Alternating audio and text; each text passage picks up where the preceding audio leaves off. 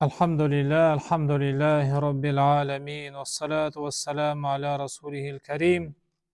Ақиқатында барлық мақтау әлемдердің Раббысы Алла Тағалаға тән. Алла Тағаланы мақтаймыз, одан жәрдем сұраймыз, оған тәубамен ораламыз.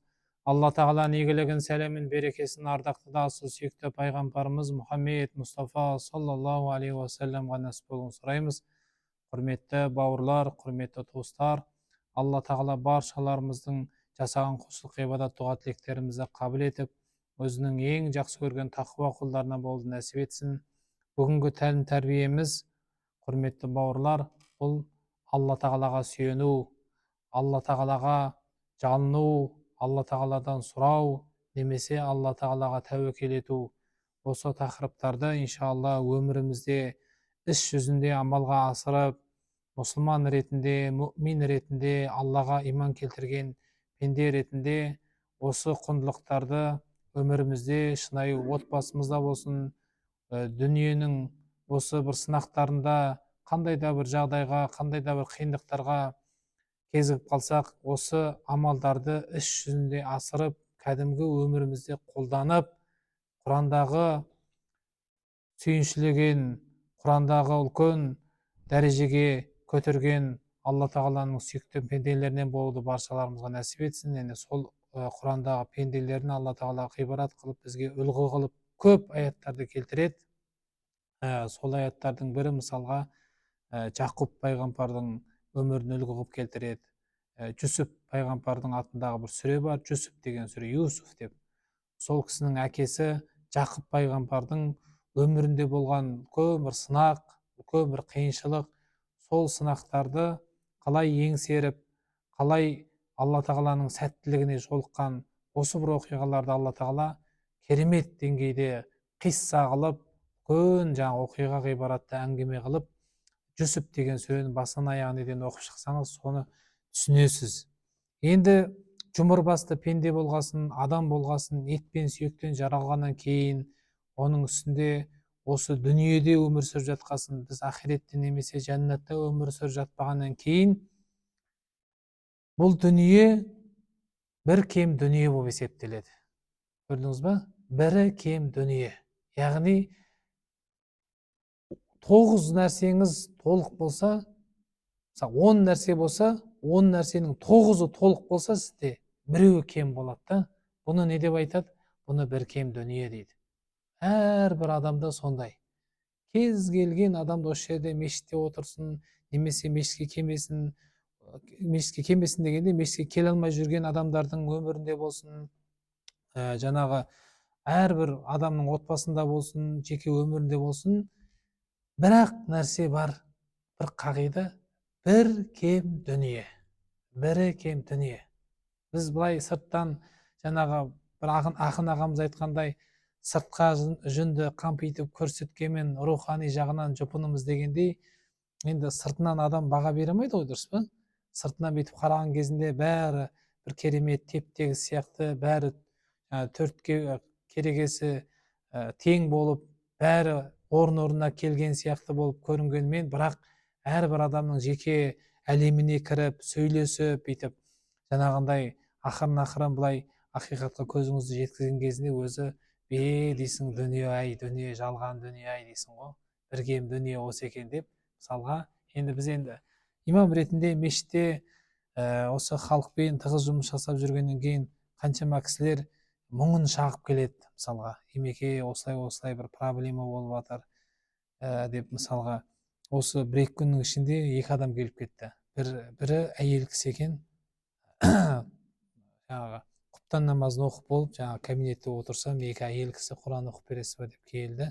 Сосын біреу шығып кетті да, біреу мен қалып бір кішкене сұрақтарым бар еді деп, сосын жақсы қойыңыз деп сұрақтарын қойды.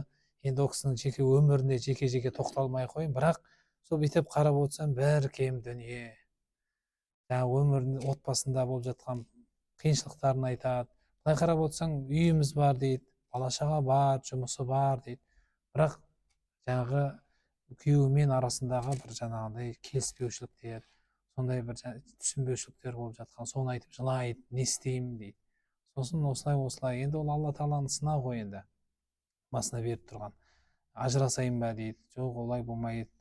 Ажырасу деген нәрсе шариғатта дұрыс емес. Ол ең соңғы қағылатын есік шариғатта. Мысалға бір адамның өміріне қауіп төнеді, немесе ажыраспаса болмайтын басқа мүмкіндік есік жоқ болды, тек сол ғана қалған кезінде ғана оның өзінде ислам шариғатында, ислам жаңағы құқығында былай қарастырады, сосын барып соңғы фәтуасын үкімін шығарып сол кезде ғана рұқсат етілетін нәрсе.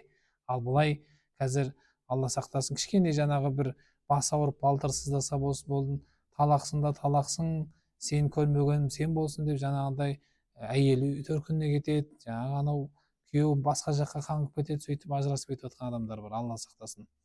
Одан кейін осы кеше ғана осы таң намазында бір бауырымыз кабинетке кіріп, емеке бола ма, бір сұрақ қойсам дейді. Соны жақсы қойыңыз деп, сөйтіп сол басынан аяғына дейін қарызға қалай кіріп кеткенін, қазір енді мысалы Грузиядан машина алып келу деген темалар бар ғой, енді соны бір кісі бір алаяқ үшін біраз ақшаға кіргізіп жіберіпті қарызға. Бұл аңқау ақ көңіл айтқан барлығын, иә міне әне келе жатыр машина, міне келе жатыр, анша ақша жетпей жатыр, және 1 миллион сала тұр, және мынандай ақша жетпей жатыр. Ол кісі осым жаңағыдай қарызға біраз кірген ғой. Сосын енді анадан алған, құдасынан алған, досынан алған, сөйтіп әркімнен алып берген ғой. Енді мына жақта мына кісілер қысады, ақша қайда дейді.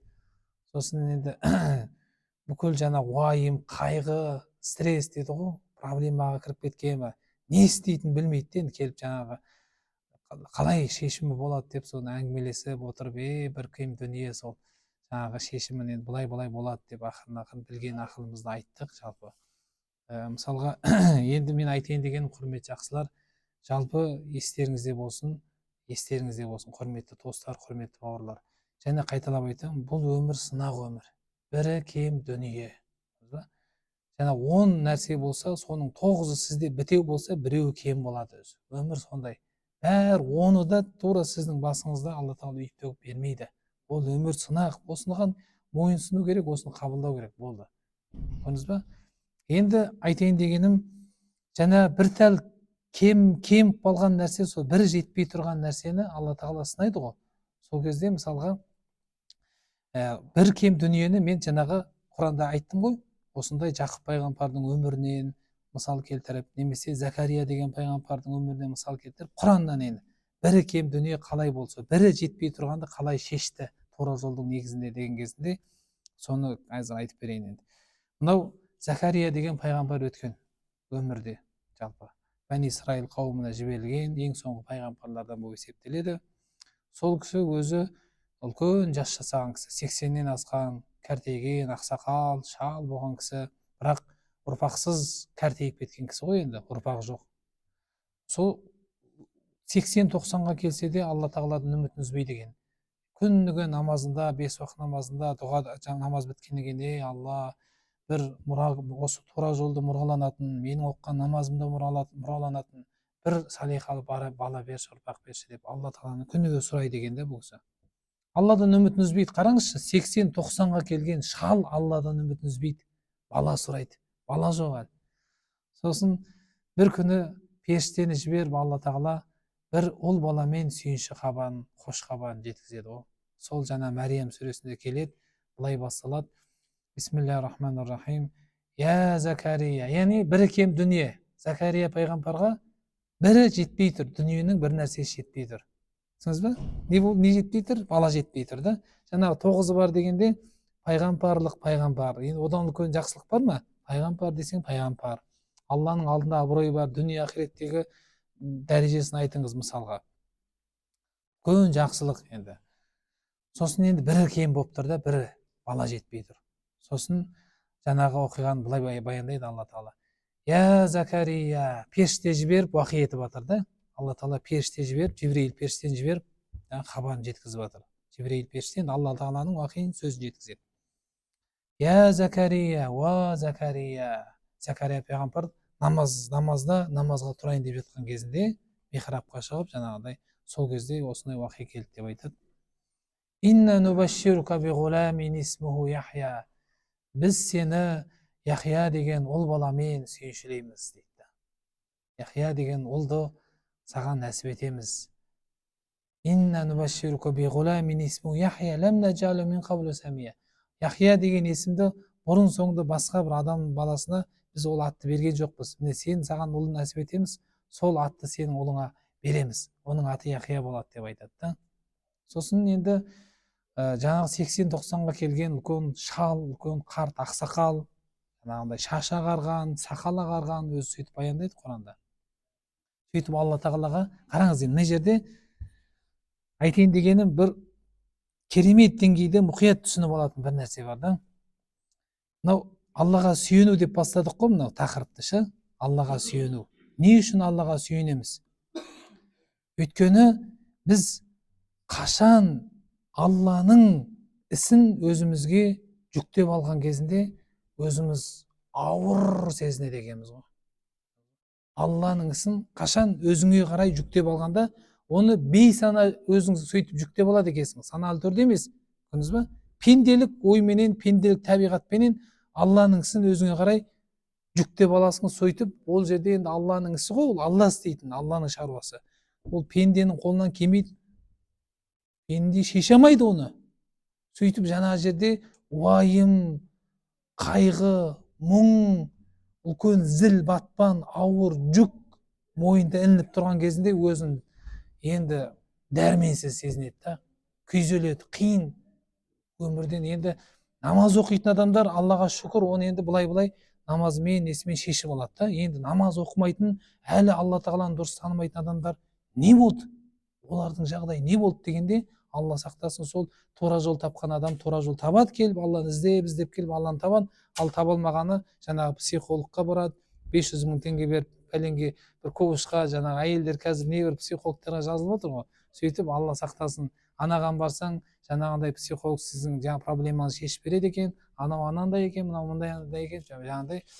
Енді Алла сақтасын, неше түрлі сондай нәрселер болады. Мотивациясы бар, несі бар, сондай нәрселер. Енді әңгімеге қайтадан оралайық. Сөйтіп жаңағы Алланың ісін өзі жүктеп алған кезінде ауыр сезінеді екен да, қараңыз. Енді жаңағы Закария пайғамбар баланы нәсіп ету деген ол Алланың ісі ғой. Баланы жарату деген. Мысалға, бала бермей қойса, ешкім ешнәрсе істей алмайды. Ешбір биолог, ешбір жаңағындай медицинаның, эмбрионның білгірде ешнәрсені шеше алмайды. Сөйтіп жаңа жерде Закария пайғамбар бейсана сол Алланың ісін бейсана жүктеп алады да. Сөйтіп сол негізде аузынан мынандай сөз шығады. Қараңыз. Қала Рабби, я Раббым, анна якуну ли ғуламу ва канат имрати ақирау ва қад балағту минал кибари айтия. Алла тағалам, Раббым Алла, маған қалай ғана мен балалы болам дейді. Менің әйелім бедеу дейді. Мен әбден кәртейдім ғой дейді. Көрдіңіз ба? Яғни баланы беру, Алла тағала мен бала берем деп айтып тұр да. Сөйтіп енді Алланың ісі ғой бала. Жақсы, хоп, негізі тура жол сол. Болды, Алла сен қаласаң болады деп мысалға. Енді ана жерде өзіне жүктеп алған кезінде мен қалай балалы болам? Мына жағдайым. Көрдіңіз ба? Сол кезде осындай көрдіңіз ба, шешілмейді да.